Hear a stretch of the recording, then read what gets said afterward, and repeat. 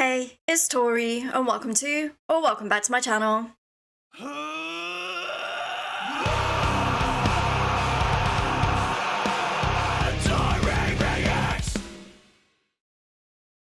Today we have the wonderful Charlie and Adam from As Everything Unfolds. How are you guys today? Pretty well. good. Pretty How are good. you? Live surviving. I'm good. How's your day going? I know we have a 5-hour time difference, so my day's just starting. Well, I know it's like mid-afternoon for you guys right now. Yeah, it's 3 o'clock. So Yeah. yeah, it's pretty much like time for bed again for me. Agreed. Yeah, Agreed. nice. No, it's been good. Adam, are you at work? How could you tell? It's I my beautiful mean, office. yeah, the My background beautiful kind of office and gives that stuff. away. Yeah. Well, you have a brand new album coming out on the 21st of April, which is called Ultraviolet. I did have the pleasure of actually listening to it early, and I've got to say it is brilliant. I've had it Thank on you. repeat ever since, they sent it to me, and I've just been really like just trying to get through it because I have only just discovered you guys through my channel. So I was like, I really need to listen to this. Give me some time to like get to know you guys as a band and what you're about. And yeah, I gotta say it's brilliant, and your fans are in for a treat, and they can pre-order it right now, correct? Yep. Yes, on various different things. If you click on the link for the pre-order, it takes you to like a location-based store. So if you're in America, it will take you to one in America, and the UK, the UK. Okay, cool. So the title of the album is Ultraviolet, and you do have a single called Ultraviolet as well. Is there like a story behind why you chose that as the album title? Yeah, so I actually did a degree in photography, where I spent a lot of my time doing like darkroom practice, Mm-hmm. so like traditional style photography and stuff like that. And I kind of was like really into the idea of like, oh well, like to see life in full color, so to print in full color, you have to expose on the ultraviolet end of the spectrum. And I was sort of like, I really like that analogy, and I sort of like just kind of brought that to the table, and I did my famous ultraviolet, the PowerPoint to the boys, where I presented my ideas. It's still on the Google Drive It somewhere, was a great and I, PowerPoint, to be fair. yeah.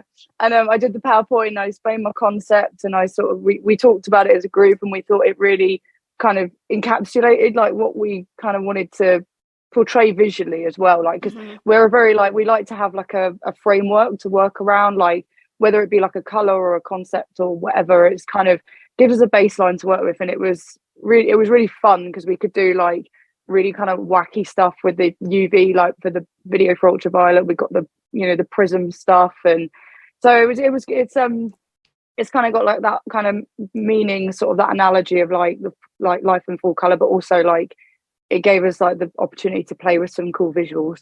Yeah, that's really awesome. I mean, you can see that definitely on your social medias. Like if you go to your Facebook page and like the branding of the album, you can definitely see those colors popping through with the ultraviolet and the purples and the blues and things like that. I think that's really like a genius way to go about it as well. And you've got 5 singles released so far, correct? Yep. Yeah, Yeah. How's the response been so far with those?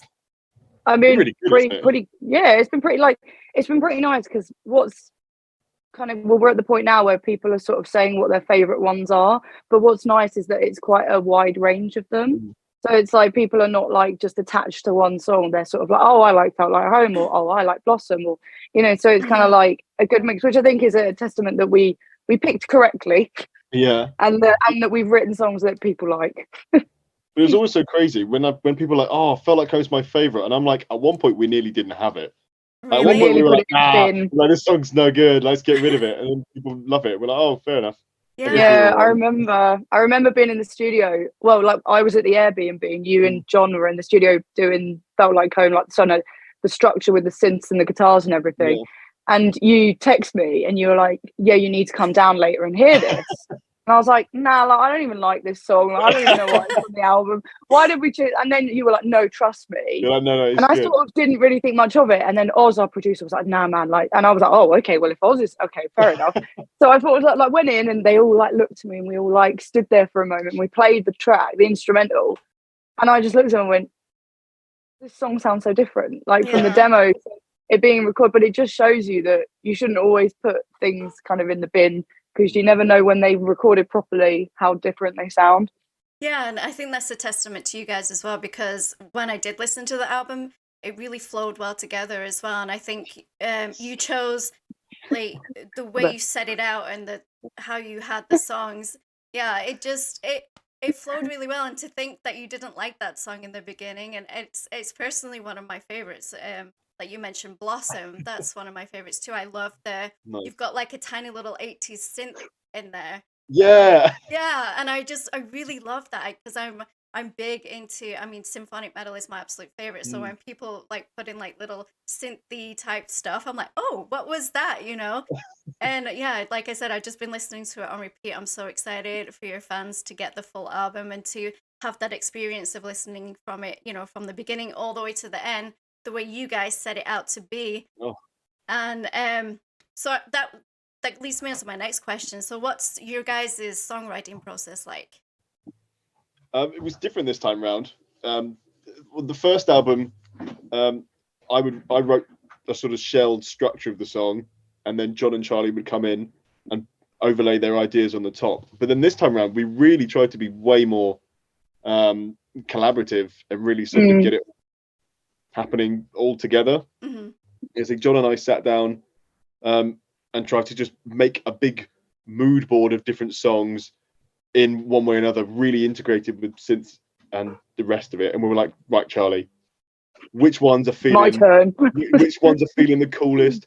Because it's nice to have a really big bag of songs to pick from instead of being like, right, here's 5, tough. There's no more. Yeah, no, it was good because there were songs that like instrumentally we all loved. It something that just wasn't right, because there were songs that we would try and write to, and I was just like, it's just not working, like nothing's coming out. So what we do is we just, instead of getting stressed and upset about it, we just go, okay, let's just move on to the next one, because you never know, eventually it might, you might come back to it and it'll be different. But yeah, like the fact that you and like, well, Adam and John write so quickly and so much, it allowed me to kind of then like pick from what I felt was right.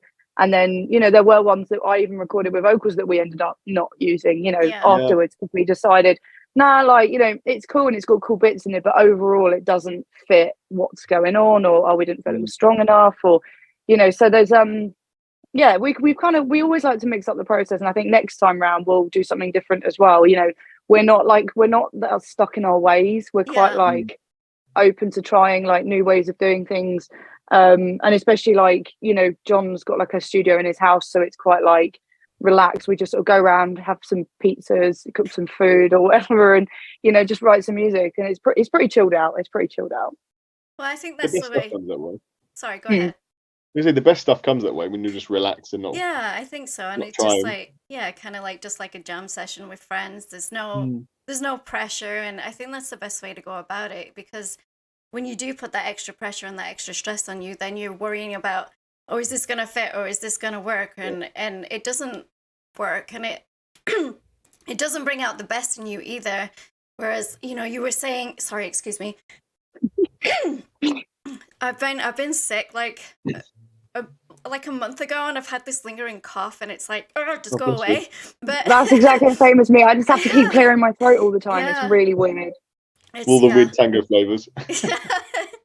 Yeah, and as I was saying, you know, I think, you know, keeping it fresh and changing up how you do write each different album is, you know, it's just gonna work for you guys. And are you guys gonna do like a promotional tour for the album? So we're doing, well, we kind of got 2 things happening. One of them we can't really talk about yet. Okay. I think because we're still sort of in the planning. Yeah. But it's pretty, you know, it's something that we've not done before, so hopefully it'll go all right. But other than that, we have announced 2 headline shows in the UK, which are big ones for us, like one in London, one in Manchester. Oh, nice. We have also got some other stuff that we can't talk about yet. But yeah, so it's kind of like, but those 2 London shows are kind of like our big, you know, for us being from the UK, we haven't actually played a UK headline run for nearly a year now. Yeah. So it's longer than that, isn't it?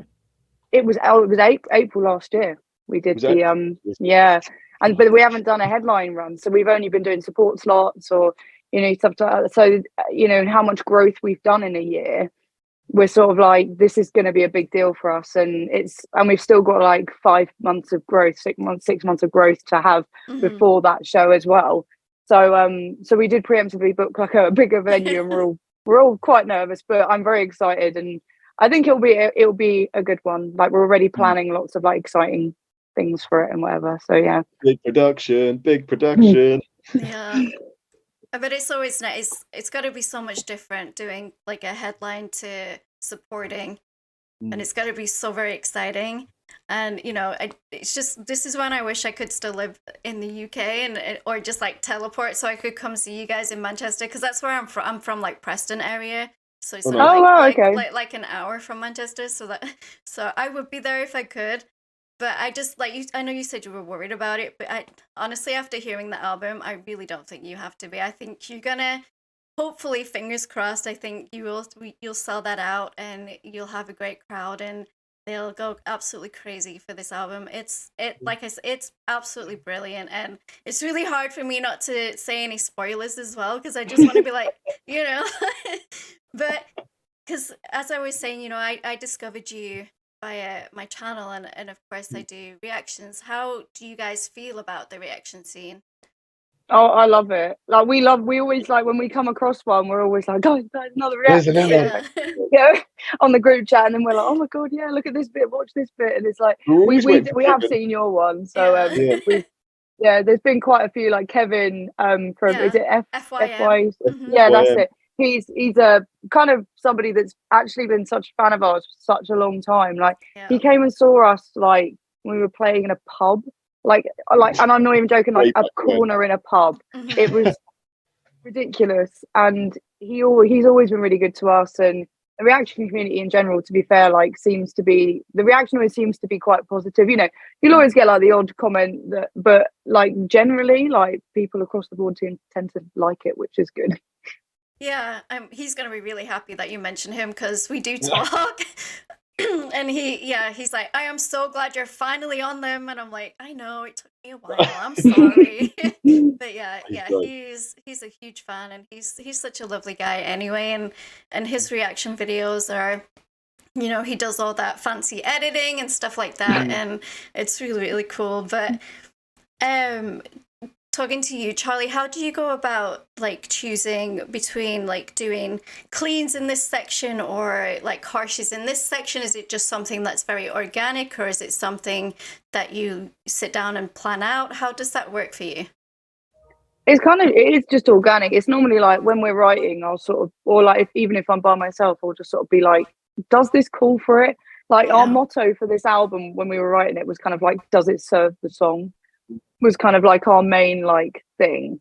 So we were kind of like, there's no point like forcing screaming if it doesn't feel right in that bit. But yeah, there are certain bits where you're like in Ultraviolet, like, in your eyes, in your eyes. It's like a call and response thing, but like an angry call and response. And it's like with the riff behind it and everything, it just feels like it needed that anger to it. So I feel like that's kind of what we work with generally. We don't sort of plan like anything to be anything. It just ends up being what it is, I suppose. Yeah. And I think that shows, honestly, because sometimes, like, as a reactor, of course, I listen to so many bands, and you can you get a feel for when it does feel kind of forced, and with your album, it doesn't. It does feel very organic, and it flows so very well. And yeah, I'm so excited for your fans to get a hold of it and to listen to it. And you guys can pre-order it now. It does come out on the 21st of April. Of course, I will leave everybody's links down in the description, so you can go ahead and please go ahead and the YouTube channel, Facebook, Instagram, everything, give them a follow, a subscribe. Do you guys have any like last words you want to say to your fans or people watching this? We will get to America. Yeah. It's probably the first thing, because that's always the first question we get whenever we post about a tour or post about a show. It's always like, when you come to America? It's like, we are working on it. We have such a big audience and fan base out there, so it's obviously something we're massively trying to sort out. But yeah, no, just I hope everybody enjoys the album, and tell your friends. and all that stuff. And yeah, come to the London show, come to the Manchester show, come see us at any show we've got. It's on our website, aseveryonefolds.com. Everything's on there. Nice. Well, thank you guys so much for taking the time out of your day to talk with me. Of course, everybody's links, as I said, will be down in the description. Please, please, please head on over, show them your support. They're an incredible band. I absolutely personally love them. Like I said, discovered them via my channel. But yeah, thank you so much, guys. I appreciate your time. Yes, thank you. Bye. See you later. Don't forget to like and subscribe to become a Taurian. Speaking of becoming a Taurian, all of my social media links and my Discord link are down in the description. We'd absolutely love to have you come hang out in the Discord community, and I will see you guys in the next video. Rock on.